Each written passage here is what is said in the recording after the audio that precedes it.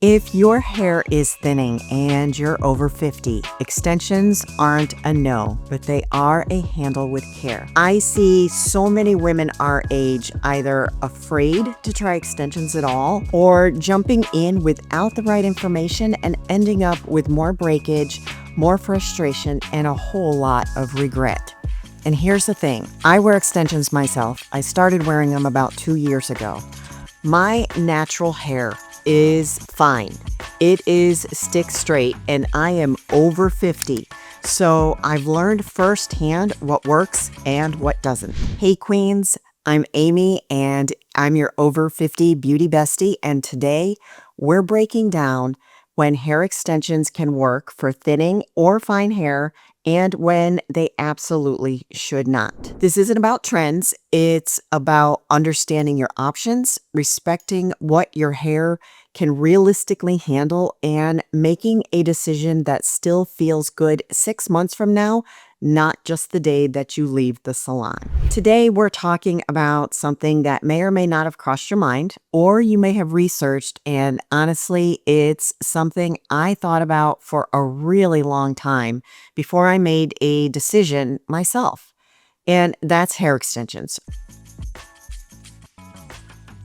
If you're dealing with hair that's gotten finer over the years, or you're noticing it's just not as full as it used to be, you've probably looked in the mirror and thought, could extensions help? But then immediately the next thing you might have thought is, but what if they make my hair worse? And that's a smart question. That's the right question, because the last thing any of us wants to do is trade a short-term fix for long-term damage to the hair that we still have. Now, I currently have what's called natural beaded rows, NBR extensions, and I'm going to walk you through everything that I've learned, everything I wish someone had told me before I started this journey, and we're going to talk about different types of extensions, which ones are better or worse for fine hair, the real cost, not just the sticker price, but what you're actually going to spend, and how to care for them, how to find a stylist that you can trust, and how to transition off of them gracefully if you decide they are not for you long term. This is going to be comprehensive, so grab your coffee or beverage of choice and settle in, and let's get into it. Here's where we need to start. Not all extensions are created equal.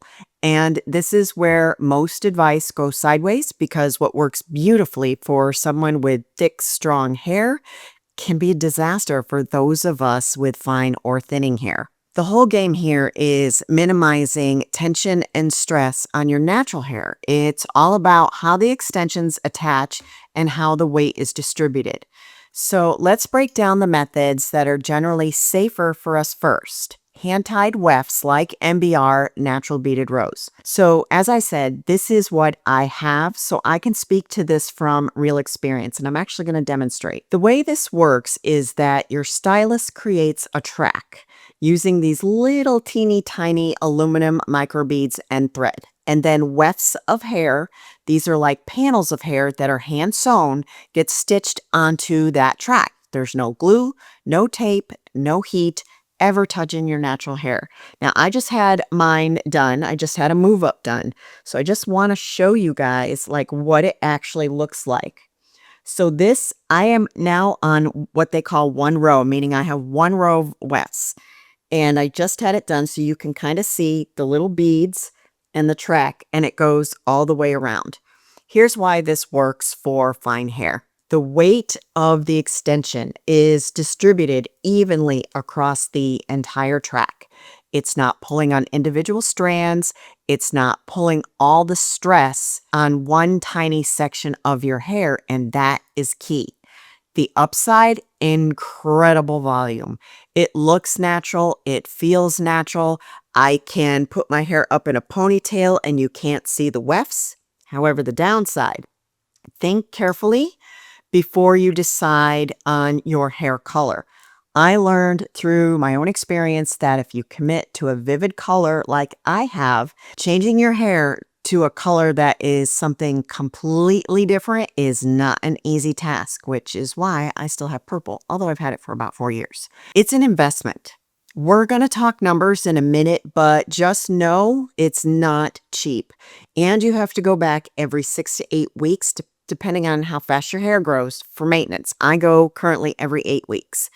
That's a real commitment, both in your time and in your money. And I'm not going to lie to you, the first day or two after they do a move up or when you first get them installed, it can feel a little bit tight, like you're aware of them, but that goes away pretty quickly. Now, I didn't get extensions because I hated my hair. I got them because growing up, my hair was always kept very short, very like pixie short. When I was raising my family, I would try to grow it out, but it would get to a certain length and it would start looking stringy at the ends. And I didn't realize at that time it's because of my hair texture. I have very fine hair. I had several conversations with my stylist before I took the plunge. It was important to me to minimize any damage to my hair. And I knew based on my personality and lifestyle that there was no way I was going to mess around with any sort of clip-ins. So let's talk about another style of extensions, tape-ins. Tape-ins are another option that can work for fine hair, but you have to be careful. With tape-ins, thin wefts of hair are attached by sandwiching a section of your own hair between two adhesive tabs. They lie really flat against your head, which is great for fine hair because they're not bulky.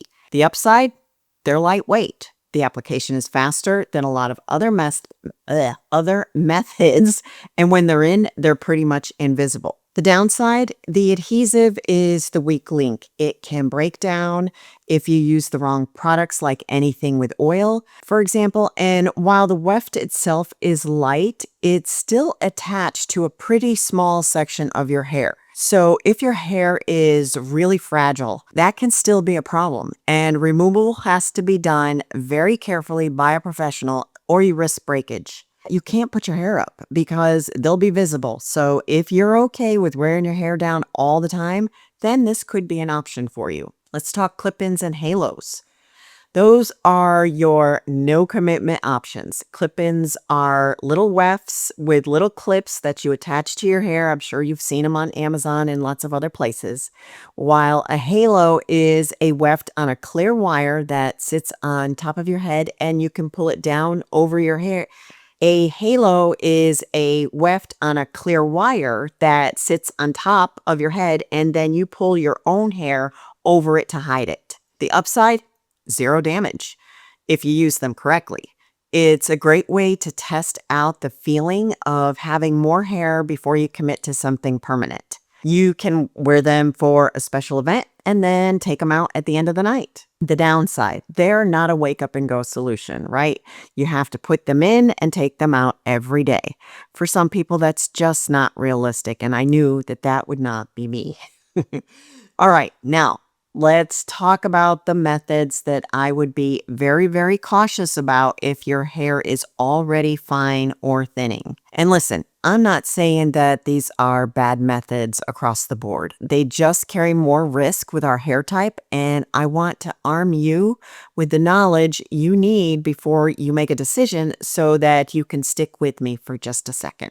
Keratin bonds or fusion extensions. This is a strand by strand method. Individual extensions are bonded onto small sections of your hair with a heated keratin adhesive. Here's the problem. All the weight of that extension is concentrated on a tiny, tiny bundle of your own hair. Over time, that's a lot of stress.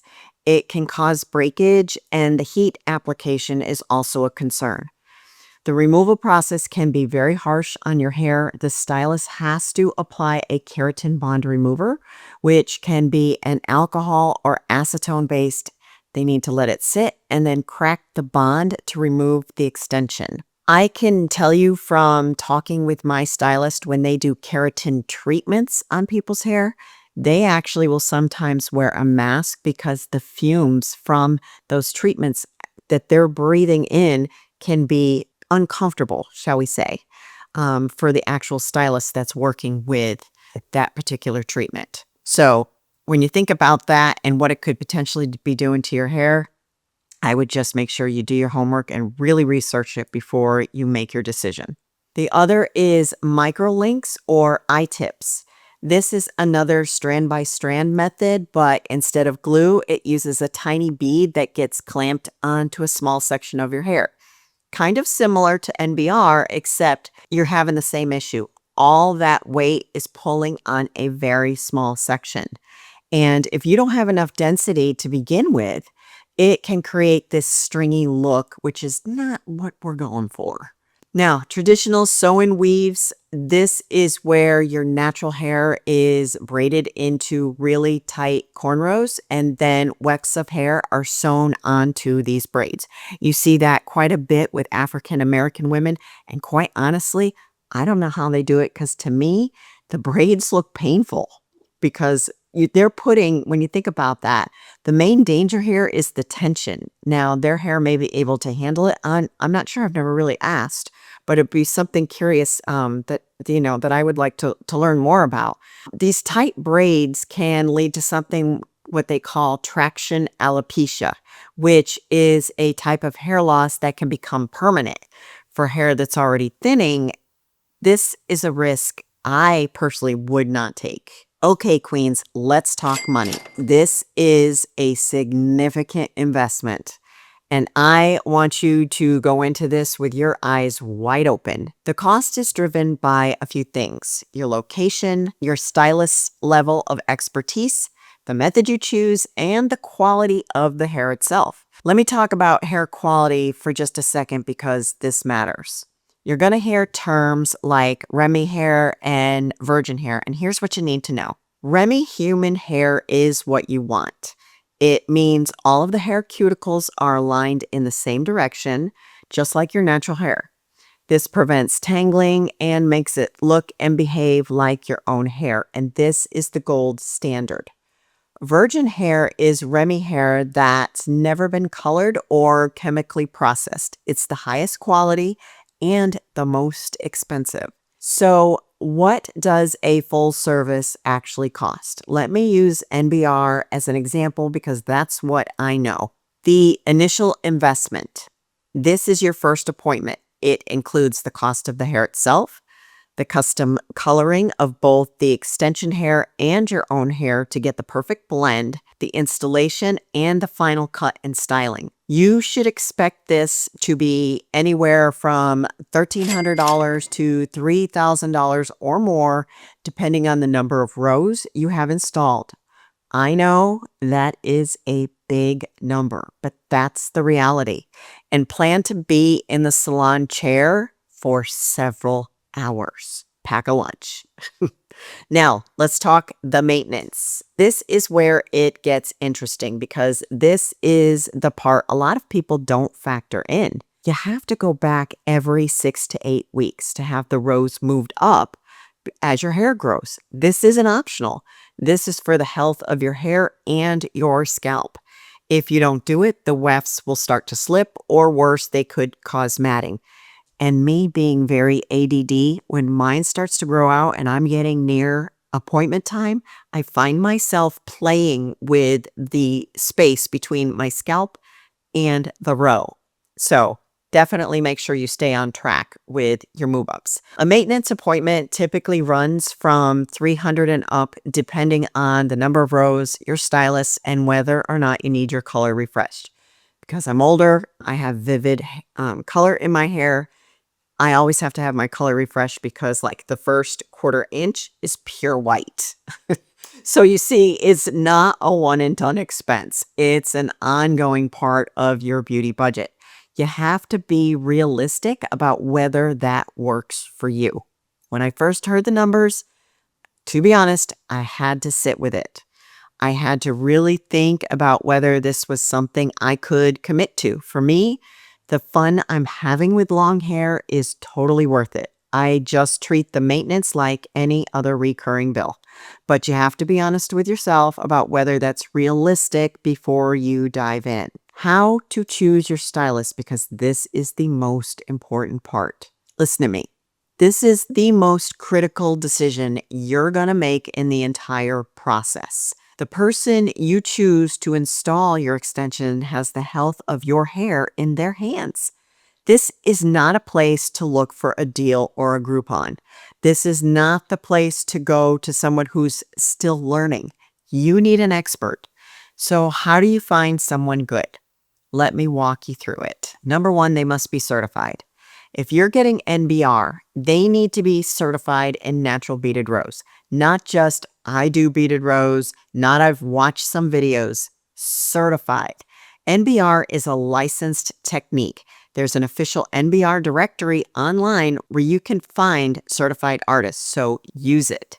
Number two, look at their portfolio, like really look.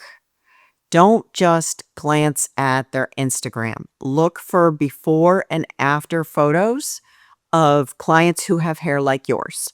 Fine hair, thinning hair. It takes a different level of skill to make extensions look natural and seamless on fine hair versus someone who's already has thick hair. You need to see the proof that they can actually do it. Number three, the consultation is everything.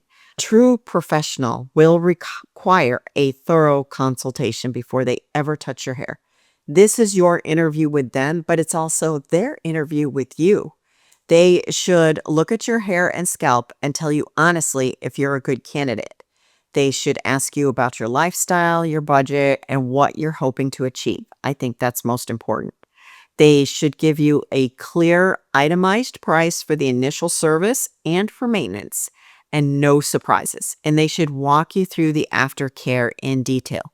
I'll be honest, I've sat in the salon chair and heard my stylist doing a consult with another client and tell that client he didn't think they were a good candidate for NBR. Number four, questions you need to ask. Here's what you need to ask them. How long have you been certified in NBR? Can I see examples of your work on clients with similar hair to mine? What brand of hair do you use and why? And what is your maintenance schedule and what does each move up cost?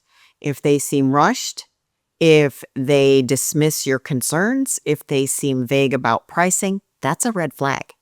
Walk away. The right stylist will make you feel confident and cared for, not pressured. The day-to-day reality and how to care for them. Let me walk you through the day-to-day care because this is just as important as the work that your stylist does. When it comes to washing, you're gonna wash your hair less often, maybe once or twice a week, and when you do, you have to be gentle.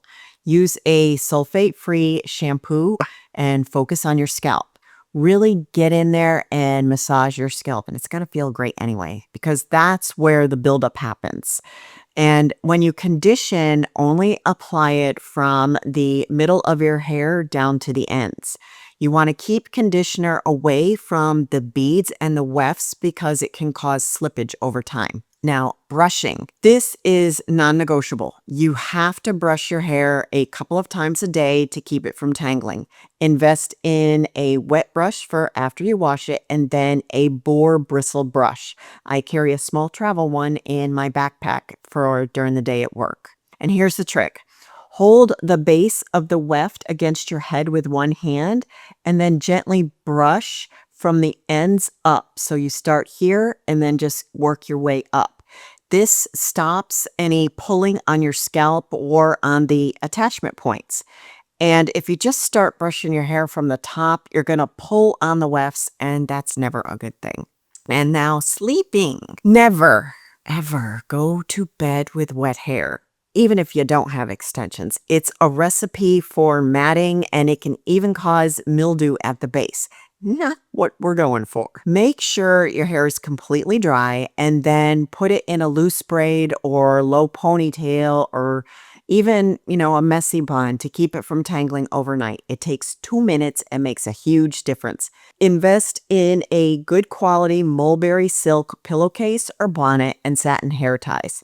Now let me show you what I do when I go to sleep. I do what's called a rope braid, where I just honestly take 2 sections, I twist it forward, and then I bring the back piece. Well, let's see if we can get this right here. Doing this on the fly, didn't plan to do this, but I twist the back piece as well. And then I fold it over the front piece. And then again, twist it forward, fold it over, twist it forward, fold it over.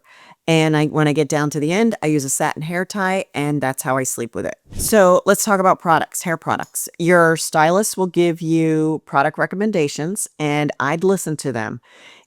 In general, it's sulfate free is the rule. Avoid heavy oils, avoid sticky products near the scalp or the wefts. And then some of my favorite salon products are Orbe or Keratin. Since you're washing your hair less often, you'll use less product, which will save you some money. Let's talk about how to gracefully transition off of extensions. So what happens when you're ready to take them out? Maybe your own hair has grown to the length that you want. Maybe you just want a break. This is a totally normal part of the process, and you can do it without drama. First, talk to your hair professional. This is first and most important. Have them removed by a professional. Do not try to do this yourself, and I am so serious on this. You will damage your hair, and that is not what your goal is.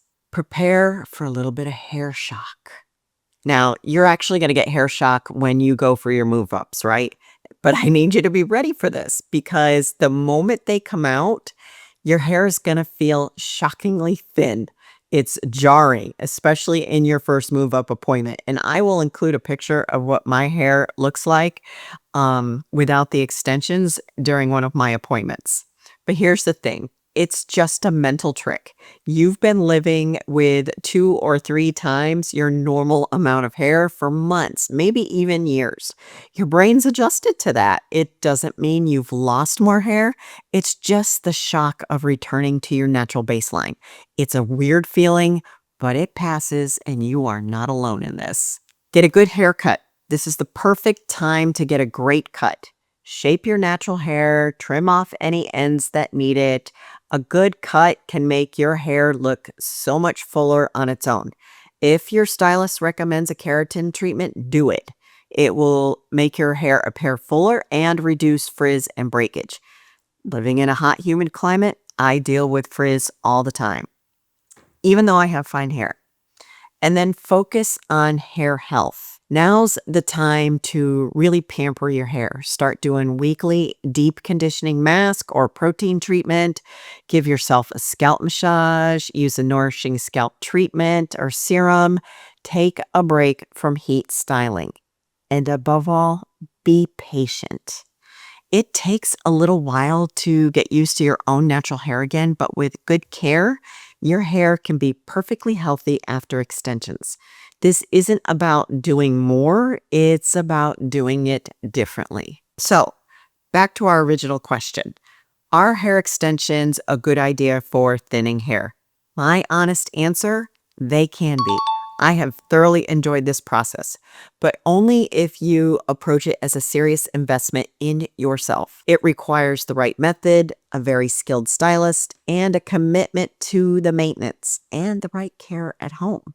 For me, it's been a really positive experience. It's given me a sense of confidence that I didn't realize I was missing. I got to experience what it's like to have long hair. But it's a deeply personal choice, and only you can decide if it's right for you. So I hope this conversation has given you the information you need to make that decision. I'd really like to hear from you in the comments. If you have extensions or if you're thinking about it, what's your experience been? What are your questions? Let's talk about it. Thanks for being here with me today, Queens. If this was helpful, I'd love it if you'd give it a thumbs up and subscribe. And I'll see you next time with more tea, truths, and tools for your Gen X pro-aging beauty moves.